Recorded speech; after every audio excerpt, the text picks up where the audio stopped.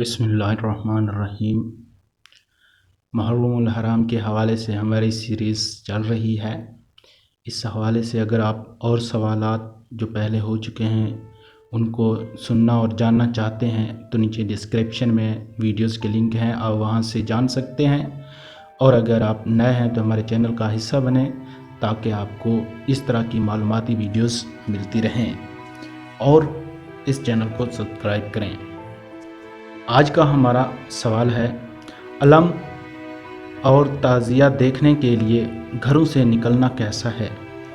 اعلیٰ حضرت رضی اللہ تعالیٰ عنہ فرماتے ہیں، جو کام ناجائز ہے اسے تماشے کے طور پر دیکھنے جانا بھی گناہ۔ مزید ایک مقام پر ارشاد فرماتے ہیں، علم، تعزیے، مہندی، ان کی منت، گشت، چڑھاوا، ڈھول، تاشے، مرثیے، ماتم، مصنوعی، کربلا کو جانا، عورتوں کا تعزیے دیکھنے کو نکلنا، یہ سب باتیں حرام و گناہ و ناجائز و منع ہیں۔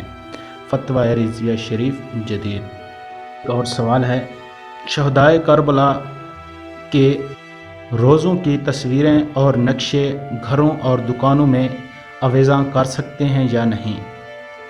اس کا جواب ہے، اعلیٰ حضرت رضی اللہ تعالیٰ عنہ فرماتے ہیں، شیخ الحدیث حضرت علامہ عبد المصطفیٰ عظمہ رحمۃ اللہ علیہ نے ارشاد فرماتے ہیں، حضرت امام حسین رضی اللہ تعالیٰ عنہ اور شہدائے کربلا رضی اللہ تعالیٰ عنہ کے مقدس روزوں کی تصویر نقشہ بنا کر رکھنا اور ان کو دیکھنا یہ تو جائز ہے، کیونکہ یہ ایک غیر جاندار چیز کی تصویر یا نقشہ ہے۔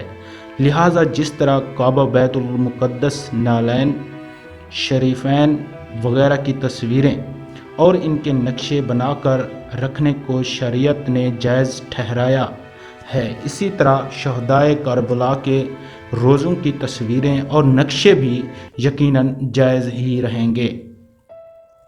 لیکن ہر سال سینکڑوں ہزاروں روپے کے خرچ سے روزہ کربلا کا نقشہ بنا کر اس کو پانی میں ڈبو دینا یا زمین میں دفن کر دینا، جنگلوں میں پھینک دینا یقیناً حرام و ناجائز ہے، کیونکہ یہ اپنے مال کو برباد کرنا ہے، اور مسلمان جانتا ہے کہ مال کو ضائع کرنا، برباد کرنا حرام و ناجائز ہے۔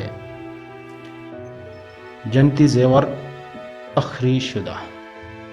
حکیم المت تاجدار گجرات، مفسر شہیر حضرت علامہ مولانا مفتی احمد یار خان نعیمی رحمۃ اللہ علیہ بھی ارشاد فرماتے ہیں، اگر حضرت امام حسین رضی اللہ تعالیٰ عنہ کے مزار شریف کا صحیح نقشہ تیار کیا جائے، جس کی زیارت کی جائے، اسے دفن نہ کیا جائے بلکہ محفوظ رکھا جائے، بلا شبہ جائز ہے۔ فتویٰ نعیمیہ۔